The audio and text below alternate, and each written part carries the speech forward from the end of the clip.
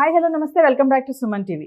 Donald Trump మరి white హౌస్కి తిరిగి రావటం, స్ట్రిక్ట్ ఇమిగ్రేషన్ ఉన్నప్పటికీ టాలెంట్స్ ఉన్న ఇండియన్ స్టూడెంట్స్కి సోర్స్ ఎలా ఉంటుంది, మరి దీనిపైన మరింత సమాచారం అందించడానికి ఈరోజు స్టూడియోలో మనతో పాటు ఉన్నారు Edu9 career guidance director Venugopal గారు. సార్తో మాట్లాడదాం. నమస్తే సార్. నమస్తే మేడం. సార్, మరి ట్రంప్ తిరిగి వైట్ హౌస్కి వచ్చేసారు, మన ఇండియన్ స్టూడెంట్స్కి ఎలా ఉంటుంది అక్కడ ఇప్పుడు? సో రకరకాలైనటువంటి పర్సెప్షన్స్ ఉన్నాయి మేడం. ఇందులో కొన్ని స్టాటిస్టిక్స్ మనం తీసుకున్నప్పుడు మన తెలుగు రాష్ట్రాల విద్యార్థులు ఎవరైతే ఉన్నారో 69% మంది ఎవరైతే విదేశాలకు వెళ్ళదలుచుకున్నటువంటి డెస్టినేషన్లో మనం తీసుకున్నప్పుడు 100 మంది విద్యార్థులు తెలుగు రాష్ట్రాల నుంచి బయటకు వెళ్ళారన్నట్టయితే 69% మంది విద్యార్థులు అమెరికానే వీళ్ళందరికీ కూడా హాట్ డెస్టినేషన్గా కొన్ని సంవత్సరాల నుంచి కొనసాగుతుందన్నమాట. లాస్ట్ 15 ఇయర్స్గా మనం తీసుకున్నప్పుడు రెండే విషయాలు మన తెలుగు తల్లిదండ్రుల్లో కానీ పిల్లల్లో కానీ ఉంటుంది. సిఎస్సి చదవాలి, అమెరికాకు పోవాలి, ఎంఎస్ చేయాలి, అమెరికాలో సెటిల్ అవ్వాలి. సో ఇది తప్ప మరో ఆలోచన లేదు. అలా సెటిల్ అయిన వారికి మాత్రమే పిల్లల్ని ఇస్తారు, మిగిలిన వాళ్ళకి పెళ్లి కూడా అయ్యే అవకాశం లేదనేది మన యొక్క బ్రెయిన్లో అది ఇంప్లాంట్ అయిపోయినటువంటి విషయం.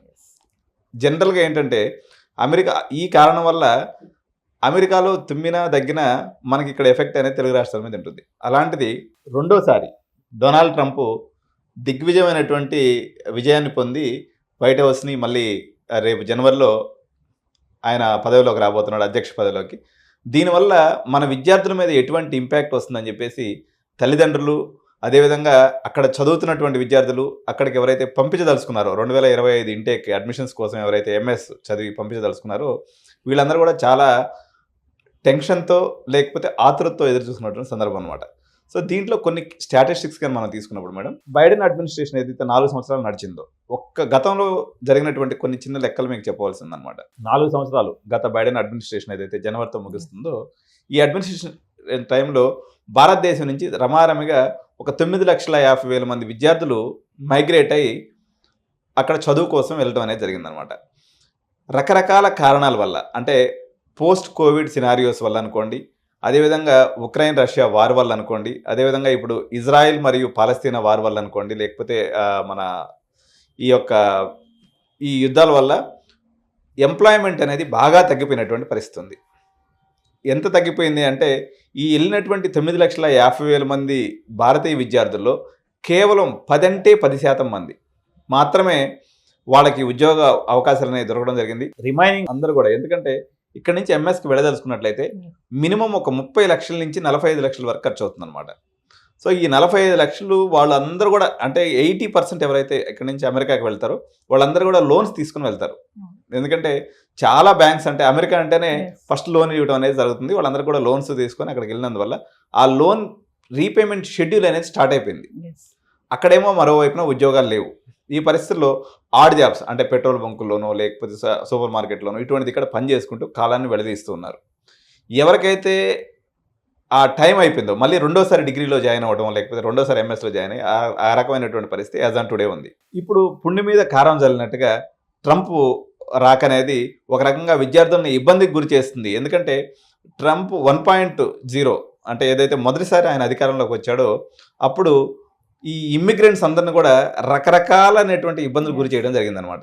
సో ఆయన యొక్క క్యాంపెయిన్లో కూడా అమెరికా ఫస్ట్, ఇమ్మిగ్రెంట్స్ విషయంలో నేను చాలా స్ట్రిక్ట్గా ఉంటాను, అదేవిధంగా వలసల విధానం ఏదైతే ఉందో వాళ్ళకి మెక్సికోకి సంబంధించి వాళ్ళకి బార్డర్ ఉంటుంది మేడం, అక్కడి నుంచి వచ్చేటువంటి వాళ్ళని కానీ వీళ్ళందరినీ కూడా కట్టడి చేసి అమెరికాలో ఏదైతే గాడి తప్పినటువంటి ఆర్థిక వ్యవస్థని నేను పునరుజ్జీవం చేస్తాననేటువంటి ట్రంప్ చెప్పినటువంటి ఎలక్షన్ యొక్క వాగ్దానం అనమాట. అందువల్ల జనరల్గా ఈ యొక్క రిపబ్లికన్ పార్టీ అభ్యర్థి అయినటువంటి డొనాల్డ్ ట్రంప్ ఎవరైతే ఉన్నారో మేడం, మామూలుగా వైట్స్ మాత్రమే వీళ్ళకి ఎప్పుడు కూడా రిపబ్లికన్స్ వైపు ఉంటారు. ఇమ్మిగ్రెంట్స్, అదేవిధంగా ఎవరైతే బ్లాక్స్ ఉంటారో లేకపోతే ఆఫ్రికన్స్ ఉంటారో లేకపోతే ఇండియన్స్ ఉంటారో సహజంగా ప్రో డెమోక్రటిక్ ఉండేవాళ్ళు. కానీ ఇప్పుడు ఎవరైతే ట్రంప్ ఏం చెప్తున్నారంటే అక్కడ ఎగ్జిస్టింగ్గా ఉన్నటువంటి వాళ్ళందరూ కూడా ఉపాధి అవకాశాలు పెంచడంలో భాగంగా నేను అమెరికా ఫస్ట్ అనేటువంటి పాలసీని తీసుకొని వస్తాను, తద్వారా మీ అందరికి కూడా బాగుంటుందని చెప్పడం మీదట ఈ ఆఖరికి మన అమెరికాలో ఉన్నటువంటి ఇండియన్స్ కూడా ఈసారి ఫస్ట్ టైం రిపబ్లికన్స్కి ఎక్కువ ఓటింగ్ చేయడం అనేది జరగడం జరిగింది. సో దీనివల్ల ఇప్పుడు వెళ్ళేటువంటి విద్యార్థులకి ఎటువంటి అవకాశాలు ఉంటాయనేది 2 ముక్కల్లో నేను చెప్తాను మేడం. ప్రపంచంలోనే మొట్టమొదటి ప్రజాస్వామ్య దేశం, అతిపెద్ద ప్రజాస్వామ్య దేశం అమెరికా. అందులో 4,500 యూనివర్సిటీస్ ఉన్నాయి మేడం. అదేవిధంగా 8,000 కాలేజెస్ ఉన్నాయన్నమాట, హైయర్ ఎడ్యుకేషన్ కాలేజెస్. అంటే ఇంత పెద్ద వ్యవస్థ ఇంకెక్కడా లేదు. ఈవెన్ 150 కోట్లు ఉన్నటువంటి భారతదేశంలో కూడా మనకు ఉండేది 400 యూనివర్సిటీసే, కానీ అక్కడ 4,500 యూనివర్సిటీస్ ఉన్నాయి. భారతదేశం నుంచి, పర్టికులర్గా చైనా నుంచి, లేకపోతే ఏషియన్ కంట్రీస్ నుంచి పిల్లలు వెళ్ళి నిండితే తప్ప జనరల్గా వాళ్ళకి సీట్లు నిండవు. కాబట్టి ఇక్కడి నుంచి 2025లో ఎవరైతే వెళ్ళదలుచుకున్నారో వాళ్ళ వీసా విషయంలో ఎటువంటి ఇబ్బంది జరిగే అవకాశం లేదు మేడం, ఇది క్లియర్. ఓకే. కాబట్టి వీళ్ళు నిర్భయంగా, అందరికి కూడా వీసా రిజెక్షన్ రేట్ ఏదైతే ఉందో ఒకనొక టైంలో ట్రంప్ టైంలో 21% అయింది, కానీ ఆయన ఇప్పుడు సవరించుకుంటాడు. ఎందుకంటే ట్రంప్ తనకు తానుగా ఒక రియల్ ఎస్టేట్ మ్యాన్, ఒక బిజినెస్ మ్యాన్. ఆయనకు అనేక రకాలైనటువంటి హోటల్స్ బిజినెస్ ఉన్నాయి, అనేక రకాలైనటువంటి ఇండస్ట్రియలిస్టులతో తనకు సత్సంబంధాలు ఉన్నాయి. అందువల్ల వ్యాపారాలని దెబ్బతీసే విధంగా, వ్యాపారం అంటే అక్కడ ఇప్పుడు మనకి ఇండియాలో ఏంటంటే విద్య అనేది వ్యాపారం కాదనేటువంటి ఒక సిస్టమ్ ఉంటుంది. కానీ అమెరికాలో ఎవరైతే యూనివర్సిటీ రన్ చేసుకుంటారో వాళ్ళు కమర్షియల్గా లాభం కోసమే రన్ చేస్తారు. సో అవి కూడా వ్యాపార సంస్థలే. కాబట్టి ఈ ఇండియన్స్ ఏదైతే మనకి సంవత్సరానికి 2.5 లక్షల మంది వెళ్తారో, లేకపోతే చైనా నుంచి ఒక 2-3 లక్షల మంది వెళ్తారో, వీళ్ళకి ఎటువంటి వీసా ప్రాబ్లమ్స్ అయితే వచ్చే అవకాశం లేదు. కాకపోతే ట్రంప్ తీసుకొచ్చినటువంటి కొన్ని మాటలని మనం నమ్మలేమన్నట్టు. ఎందుకంటే ఆయన కొంచెం చంచలమైన మనిషి. మనకి ఎలక్షన్ క్యాంపెయిన్ కోసం కొన్ని జుమ్లా అంటాడు. మన మోడీ అమిత్ షా చెప్పేటప్పుడు జుమ్లా అండి, అది ఏదో ఎలక్షన్ అప్పుడు అట్లా చెప్పే ఉంటారు. ఇట్లాంటి జుమ్లా మాటలుగా మనం ఏమనుకోవచ్చు అంటే, మీకు వచ్చిన వాళ్ళందరికీ గ్రీన్ కార్డ్ ఇచ్చేస్తామని చెప్పేసి అని అన్నాడు అనమాట. అది చేస్తాడా లేదా అనేది ఆయన యొక్క పరిస్థితి, ఆ రోజు సిచ్యువేషన్ బట్టి ఆధారపడి ఉంటుంది. జనవరిలో ఆయన ఆఫీసు సీట్ తీసుకున్న తర్వాత మేబీ కొన్ని చిన్న చిన్న విషయాల్లో మార్పులు ఉండొచ్చు, కానీ బట్ ఇండియన్ స్టూడెంట్స్కి అయితే క్లియర్గా వీసా విషయంలో మాత్రం ఎటువంటి ఇబ్బంది జరిగే అవకాశం లేదు. యాజ్ ఆన్ టుడే మనకు తీసుకున్నప్పుడు అమెరికా ఆర్థిక మాంద్యానికి అడుగు దూరంలో ఉందన్నమాట. సో ఈయన చేసినటువంటి ఎలక్షన్ వాగ్దానాలలో ముఖ్యమైనది ఏంటంటే రివైవల్ ఆఫ్ ఎకానమీని తీసుకొచ్చి అక్కడ ఉన్నటువంటి ఎకానమీని కానీ బూస్ట్ చేసినట్లయితే మన పిల్లలకి మేలు జరిగే అవకాశం ఉంది. ఎందుకంటే ఇప్పుడు ఉన్నటువంటి 9.5 లక్షల మందిలో కేవలం ఒక 10,000 మంది మాత్రమే జాబ్స్లో ఉన్నారు. మిగిలిన 8,50,000 మంది ఎవరైతే ఉద్యోగాలు లేకుండా ఉన్నారు, ఎకానమీ రికవర్ కానీ అన్నట్లయితే వాళ్ళలో చాలా మందికి ఉద్యోగాలు వచ్చేటువంటి అవకాశం ఉంది. మనకి ఇంకొక అడ్వాంటేజ్ కూడా ఏంటంటే ట్రంప్ విషయంలో ఆయనకి చైనా అంటే అసలు పడదు. తద్వారా కాంట్రాక్ట్లు మనకు ఎక్కువ వచ్చేటువంటి అవకాశం ఉంది తప్ప ఇండియా విద్యార్థుల పాయింట్ ఆఫ్ వ్యూలో ఎటువంటి నష్టం జరిగేటువంటి అవకాశం లేదు. కాకపోతే H1B విషయంలో మాత్రం అంతకుముందు 3 ఏళ్ళు ఉన్నటువంటి టైం పీరియడ్ నేను 1 year చేస్తారు, జర అంటే గిలుతూ ఉంటాడు అనమాట. అంటే ఎప్పుడు అటెన్షన్లో ఉండాలనేటువంటి ఒక భావన ఉంటుంది తప్ప విద్యార్థుల పాయింట్ ఆఫ్ వ్యూలో మాత్రం ట్రంప్ వల్ల ఎటువంటి నష్టం జరిగే అవకాశం లేదు మేడం.